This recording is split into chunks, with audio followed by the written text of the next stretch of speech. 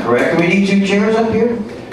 We'll bring them. Okay, they'll bring them. James Paxson has been a regular contributor and guest speaker at the Valley Real Estate Network because he's been a fixture in Pleasanton for 28 years, 30 years, 32 years, right around there, as the lead spokesperson and general manager for the Hacienda Business Park, the largest and one of the premier business parks in Northern California with mixed use.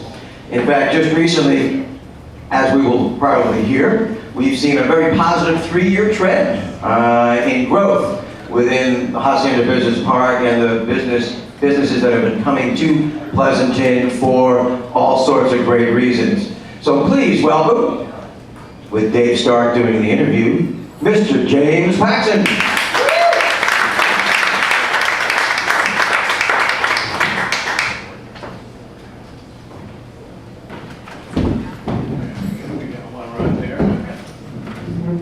Thank you. Dave, you have to tell the introductory person not to take all my talking points. Sorry about that, but I think if we sing our presentation, we should be I'm fine. not singing. You didn't tell me about the singing. Good morning, James. How are you today? All right. Let's give it up for Angela Dunbar. That was fantastic. Awesome. That is an impossible act to follow. So, hi. The reason that we've got James here today is a couple reasons, but the biggest reason is, and it's a big reason, is that Hacienda is the largest single entity thing in Pleasanton. In many respects, it's almost a city within a city. How would you respond to that characterization? I think that's a very accurate conversation. For people who always ask me kind of about the scope of the project, my stock answer is we're a little bit larger than the city of Emeryville and just smaller than the city of Albany. So if you're looking for something to compare it to, and our development profile is not too dissimilar from Emeryville. And when you think about company towns and a community like Livermore, if something were to happen to the lab at Livermore, that would have a tremendous impact on the regional economy, on Livermore's economy, on my personal economy. Yeah. Lab connection. Yeah, and so when you think about Hacienda, is it the lifeblood of Pleasanton? Well, fortunately, I would say one of the great characteristics about Pleasanton in particular is the diversity of its economy, and that's reflected in the microcosm of Hacienda. We have actually a very diverse type of business structure, and Pleasanton's economy is likewise diverse. So I would like to believe that it could take the hit if, God forbid, something should happen to the park. But we are a significant contributor to the city's general fund. And so if you look at the tax revenues, in the latest year that we have is for 2013, we produced about $10 million in taxes between property tax, sales tax, and TOT, which is transient occupancy tax that the hotels generate, which is a very, very substantial chunk of the city's general fund. So in terms of the cost, the cost of Pleasanton, what Pleasanton has to provide to make Hacienda work, police, fire, does Hacienda cost the city of Pleasanton money, or is it a net benefit to the city? That's one of those things that questions consultants love because they can spend lots and lots of money trying to analyze the answer to it. But I will say one of the things that we do in terms of benefiting the community, and one of the other contributions that I didn't mention in the tax revenue that I mentioned just a second ago, was the fact that we also maintain a lot of our own infrastructure. And so we actually have a roughly $1.75 million program which performs a lot of city services on behalf of the community. And this was one of the things that was negotiated when Hacienda was first built. So a lot of the maintenance of streets, roads, the street lights, the traffic signals, this is all performed by the park almost in perpetuity. Actually, technically the agreement runs out in 2039, but there's provisions to renew it. So who knows, maybe going on well after my retirement. So this is actually retiring, right? No, not in the immediate future. I'm still recovering from my stocks took in. His daughter's going to college. 2 daughters headed for college, yes. So one of the things that Hacienda does do to help benefit the community is it does lessen the impact on the cost of city services by providing them ourselves. So I had some questions that I had prepared. They're here on my iPad, and I realized, you know what? Let's forget the questions. Let's talk. So the reason that we're on so early today is that there weren't a lot of listing presentations, which is reflective of the fact that there just isn't a lot of inventory in this town right now, which is both a good and a bad thing. So let's forget the canned questions, and let's talk about something that's going to be important to these folk, and that's new residential development. So let's set the way back and go back to the original plan for Hacienda. Was housing part of the original plan in Hacienda? Okay, so now I have to tell one of my favorite stories. I don't know if any of you remember Ed Kinney. He's a former mayor of the city of Pleasanton. About, I want to say it was probably 15 years ago, he came into my office with this yellow clipping from what was then the precursor to the Oakland Tribune from like 1968. And it had this rendering on it on the front page of this, basically what we would call now a mixed-use development. It had office, it had golf, it had retail, it had housing. And this was a plan for Hacienda. It was an early idea for what you would do in that section of North Pleasanton. And so at that point, it's sort of like what we're trying to become today, I think, in some respects. And so at that point, there was some thought about doing mixed-use development in North Pleasanton. When Hacienda actually finally got built, though, there was really no thought about having residential at that point. I think it was really presumed it was going to be largely an office environment with some what we would call flex space, but sort of R&D type of facilities, maybe a little bit of warehousing and some retail to kind of provide some supportive services. At the time, you have to remember, we're post-Proposition 13, and so the spigot, in terms of tax dollars coming into the city, is getting turned off. And so a lot of cities were going through and looking at the process of how do you change land uses to be able to get city revenues to provide the types of services that they want. So houses cost money, well, auto dealerships I don't know if I money. buy that argument entirely, but I think, but yes, I mean, at the 10,000 foot level, that's exactly true. And so they were looking at, opportunities to bring more income into the community. So at that time, not so much housing in the program. Obviously that changed over the years, and the first downturn in the economy really had everybody relooking at land use in the park, and that's when we first started to see some of the residential projects that we have today. There are 6 of those. So there's 6 projects. So there are approximately how many people live within the Hacienda Business Park? About 4,000 today. 4,000. Okay, so I can't do math, but that's a chunk of people, right? It is a chunk of people. So what's interesting about politics in Pleasanton coming up here, and I don't want to turn this into a big political thing, but I think it's important for this group because we've got at least one candidate for city council that lives in Hacienda, that their political platform is based on, kind of shutting down new residential development in the park.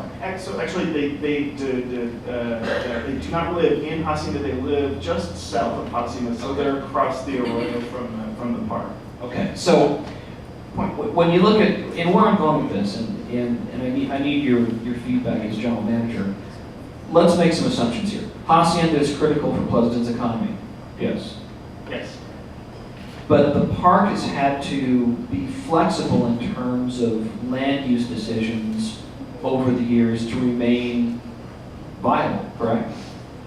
Correct, but I'm going to say I think you can't look at Hacienda's evolution as the result of sort of a single thing. It's really the confluence of events. And I would say one thing you just can't ignore is the market. And I think we're a very, very, very big area. And as much as people might have, thought back in the late 70s, early 80s, that we were going to be sort of a single purpose project, over a square mile of a single purpose is a lot. And so I think not only did the economy change, owner preferences have changed. And I think one of the things that I would kind of point out here is that one of the things that happens in Hacienda is when we decide that we're going to kind of take the project in a different direction, it actually has to be done by a vote of the various ownership representatives. So nothing happens just because somebody says, oh, gee, we're going to do this over here these days. It's really a collective decision-making process.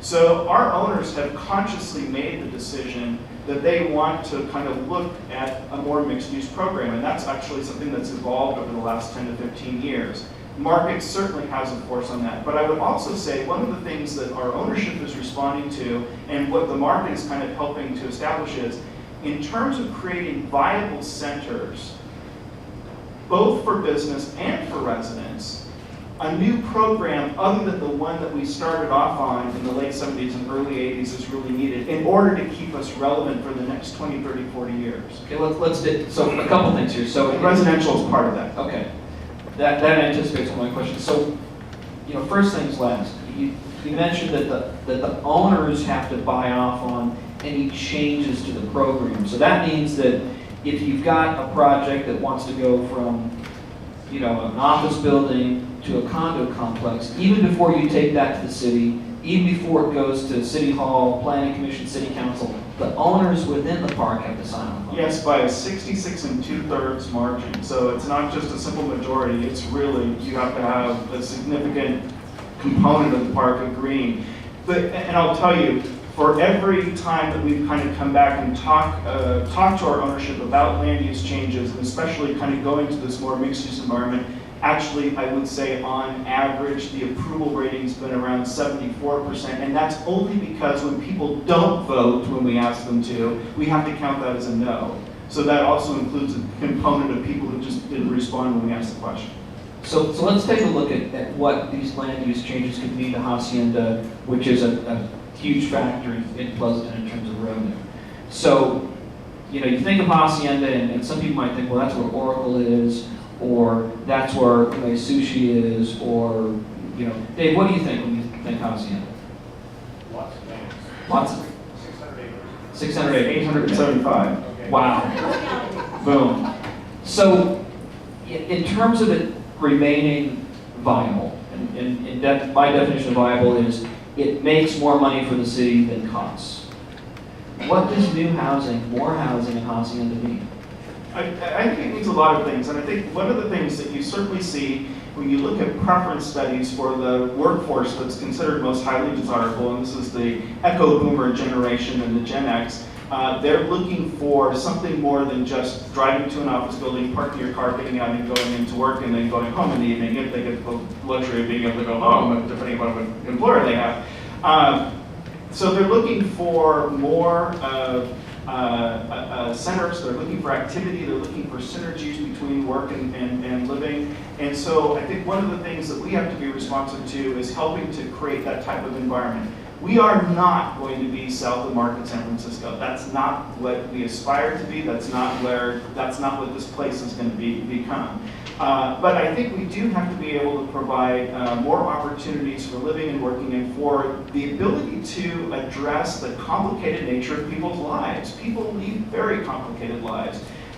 Usually you have families with both members of the heads of households working maybe in different locations. You have to be able to have the types of infrastructure and the different accommodations to be able to make that comfortable for people, and I think that's really what we're trying to develop. Residential is a key piece of that, having residential in proximity to jobs, and in relation to other important services, I think creates an environment that is going to be very attractive, not only to empty nesters and people starting out, also to some families, but also to people who are kind of on the other side of work and who are looking for opportunities to retire in areas that have all the supportive services, but maybe don't have some of the obligations that single-family home ownership has.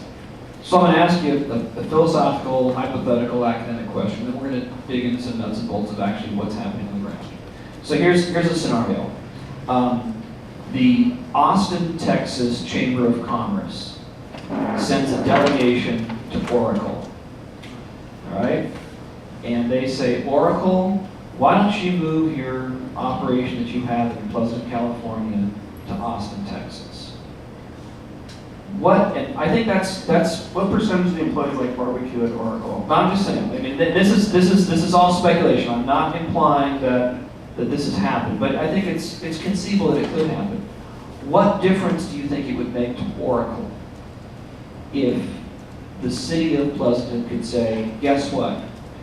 We're going to offer your employees an opportunity to live within walking or bicycling distance from your Pleasanton presence. Do you think that would make a difference? It's not the deal maker or deal breaker, but it's certainly an important component. And I think to the extent that companies do care about the quality of experience that their employees have in terms of getting to work and where they have to commute from, then yes, it does make a difference. Is it the driver? Not necessarily. There's a lot of factors that go into relocation decisions. So an honest answer says maybe that's not the thing that really makes that choice for them. Cost of facilities, cost of running business are big factors in terms of where people decide to relocate. But certainly, the other piece of it is, if your talent pool is located nearby and accessible to the work location, which really does contribute a lot to decision making and relocation decisions, and your talent pool can't get to where you're working, and being able to have housing that is designed for your talent pool and being able to kind of have them in closer proximity and making sure that they're a little bit happier about their work and living experience, yes, that's an important factor. One of the things, if I could just add to that really quickly, that we have to be sensitive to in the Tri-Valley is, and unless somebody can prove me wrong, the last time I checked, we are at a greater than 2 jobs per employed resident jobs to housing imbalance. That means we're relying on being an enormous net importer of labor. I think that's a risky proposition for long-term employment stability, because it means that we're relying on everybody being able to get from outer regions of the Bay Area to the Tri-Valley in order to be able to work here. So if those stats are correct, the Tri-Valley, Pleasanton is no longer just a bedroom community. We are the jobs that Central Valley is providing the bedroom. So the Central Valley is our bedroom. Well, if you look at the incoming commute patterns, that's from all over the Bay Area. We have a lot of people coming down the 680 corridor. We have people coming over 580 from San Joaquin. We have people coming from the Greater East Bay and from heading north from the southern part of the Bay Area. And it's not just Pleasanton. This same jobs to housing ratio is true collectively of the 3 Tri-Valley cities. So it's Pleasanton, Dublin, and Livermore. Okay, we could go on in this vein for another 3 hours. Let's talk about what's important to these folks and homes to sell. So we know that there's been land rezoned to residential development. What is it? When are we going to see digging in the dirt? What's coming online? Go. So, if you've been over to the corner of West Los Positas and Stoneridge Drive. Wait a second, I think there was someone in the audience that was curious about that. Here comes the answer. Okay, so you will see under construction right now about 172 units of apartments that are getting built by St. Anton Partners. Beautiful project. And just to actually preface the rest of the sort of development update, our market right now in construction activity in residential is in the rental category. However, and that has been mostly because the zoning and the type of product that is easily buildable right now with the zoning requirements that we have, rental has been the easiest and the most natural fit, plus there's a huge pent-up demand for rental housing in the area. However, that's starting to change, and we're actually seeing more opportunities for sale construction coming up again. I think let's dig into that. Yeah, so townhome product, I think, may be coming back before too long. So maybe coming back before too long. So are you aware of plans for any new condos, or are the projects that are currently being built, are they being built on a condo map so they can convert to condo ownership at some point? A great question. So let me finish the approval development wrap up, and then I'll answer that question. So St. Anton's being constructed today. Within 2 weeks, knock wood, we will be breaking ground on 2 separate additional rental projects that are being built by Essex Properties. This is the successor entity to VRE, which was a rental property developer in the Bay Area. They just got acquired recently. You should see dirt moving on the lot right across the street from the BART station, and then the one that's sort of right around the corner from there, over the corner of Hacienda and Gibraltar. A total of just over 500 units. The product over across from the BART station is particularly compelling. A lot of really interesting components. Mixed use, it will have a retail component that's part of it. beautifully designed apartment project with a lot of amenities, including live workspace. So we have opportunities in both that project and the other one that's getting built to have people have workspace that would be sort of, hang your shingle out in front, and then have like a loft or something else that's separate to have living accommodations immediately adjacent to it. So I know there are people that are here that are doing the math and saying, this guy from Hacienda just said there's going to be 500 more apartment units. So, and you said they're going to be beautiful, so are they going to be, you mentioned, South of Market earlier, are these going to be hip, cool looking things, or are they going to be kind of your traditional, Both. So one of the things that I like to believe that we're very sensitive to design context. Over in the southerly portion of the park, we have a much more residential type of look and feel. So those apartments are very much designed to fit in with the character of the houses that are built there. Those of you familiar with our Verona, Valencia, Siena, Avila, the signature properties that were built back in the mid to late 90s, know kind of the style there. We have required incoming projects in that area to be sensitive to that particular style. Over closer to the BART station, where you have a more contemporary type of building architecture with some of the offices that are over there, you have a more contemporary look. Interestingly enough, where you have the project over at the corner of Hacienda and Gibraltar, it's kind of in this interface zone. There's the residential across the street, but you're also adjacent to more contemporary office buildings.